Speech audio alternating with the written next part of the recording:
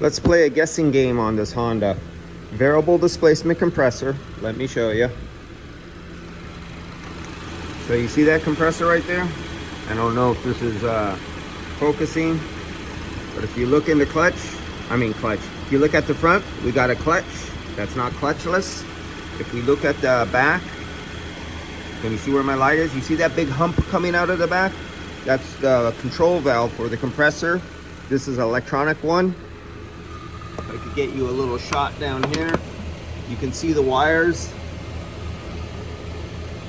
You can see the wires going down to the control solenoid to zoom in on the variable displacement test. Can we read that little sign right there? I don't think so. I'll let you guys know what exactly compressor that is. Well, there's the wires going to the variable displacement control valve.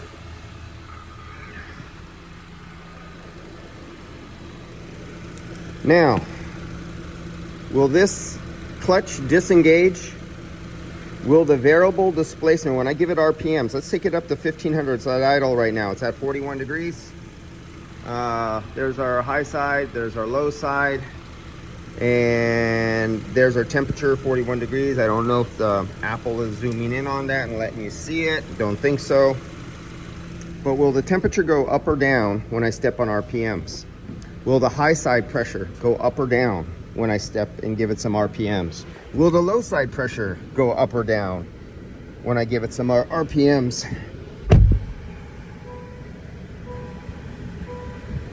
So let me see if I could get this thing to stop blinding us with all the white.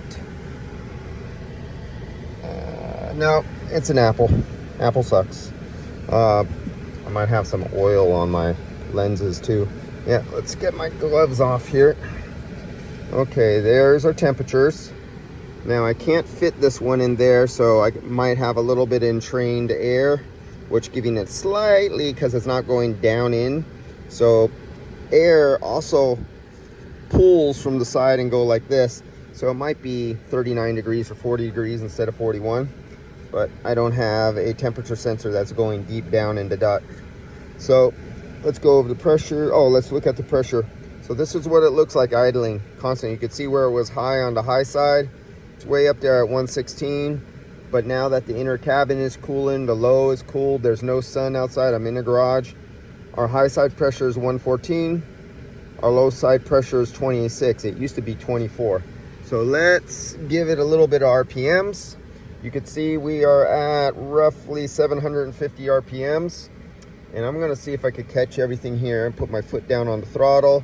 We're gonna bring this up to, let's go about 11 or 1200 RPMs. Let's see what happens if I could control my foot. Do I see the RPMs? Yeah, you can see it there. So I'm somewhere around 1100 RPMs. I'm having kind of a hard time keeping it there. But what did we do? We had a little bitty dip. You see that little tiny dip for a fraction of a second? But you can see we're at 1100 RPMs.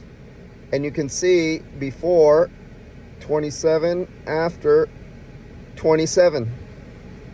Let's see if a little time takes it down. Sometimes it takes it down. Sometimes it takes it up. Keep your eye, we're at 1200 RPMs. Now look at the high side. You can see where I took the dip. And if we go up there, you can see when I put up the RPMs, it went up a little bit, but then came right back down. And you can see we're still at 1200 RPMs. And you can see our high side has come down to 113 PSI.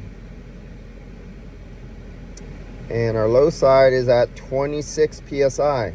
But wait a minute, I thought if you give it more RPMs, the low side is supposed to go lower and the high side is supposed to go higher.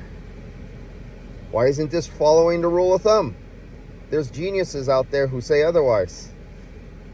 Oh, and there's a clutch on this there's a clutch on this variable displacement compressor too. So let's take this up to 1800 RPMs. Let's see what happens. Let's see what this does. Oh, let's look at our temperature as well. 41 degrees. We are still 41 degrees. No change. Temperature did not change. So now let's go back to our pressures. Let's go up to, say, 1800. We're cruising down the avenue at 35 miles an hour. So let's give us like 1800 RPMs. There we go. We are now at 1800 RPMs. Let's hold it there steady. You could see the little spot where it moved for just a second. Let me see if I zoom in there. See that little bitty tiny dipple dip? Isn't that so cute? Oh, we gave it more RPMs and the low side's not going down anymore. We gave it more RPMs and the high side's not taking off anymore, and we're almost at 2000 RPMs. Okay, that is this manufacturer's software, and under these conditions, how it handles these circumstances. Let's go up to 2500 RPMs. They're going 70 miles down the freeway. Get it up there to 25 there, right about there. 25, 26. I'm having a problem holding at 25. I'm 25, 26, right in between. I can't get it to hold. Yeah, maybe I can. There we go. 25. We're at 25. Look at the high side. Oh, there. We're coming up a little bit now. Look at the low side. Nothing. Absolutely nothing happened to the low side. But what about the can jerk off guys who say you rev up the engine and they'll make the low side go in so it sucks in refrigerant faster? Do you see the low side going down? Look, we're up at 27 psi, 27.7 now. But yet we're at 2500 RPMs. Now we finally were able to get the high side to do something, but that's the, what is the name of that? The engine's getting hot now, or this was a cold engine, and the coolant is starting to run through, what's the name of that damn thing? Radiator. And we're getting a hot engine too. So we're getting radiant heat now with an open expansion valve, and if I had my Idel hooked up, I'd be able to see the coolant temperature, and I'd see when it opens up, and we'd be seeing this. So now let's look back at the temperature. Let's see what happened to the temperature coming out. Oh, look, we're still 41 degrees coming out of the dash. Wait a minute. Idle, 1500 RPMs or 2500 RPMs? The exact same temperature. Where's the rule of thumb, guys?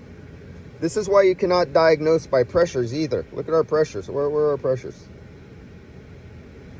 Let's look back. Our low side pressure, 26.2, 27.2, 27.8 on a freaking analog gauge.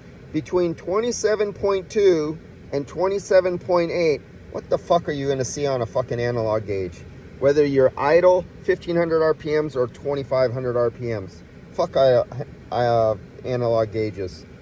And it doesn't mean shit anyway on a variable displacement compressor. And here we go. Before I raised up to 2500 RPMs, we were at 116 PSI. We're now at 122 PSI. Only a little bit. All the way up at 2500 RPMs. Just a little over 2500 RPMs. So all these rules of thumb that you get been taught, and the guys who keep sticking to them, and they're your mentors. Yeah, I better, if I was you, if they're your mentors and you're only your first or second year and you're listening to guys with 20 or 40 years of experience and they're telling you low side goes down, high side goes up, a fixed set of pressures on a set of analog gauges and try to diagnose off that, I would double think who your mentor is. See you guys later. I know I pissed somebody off.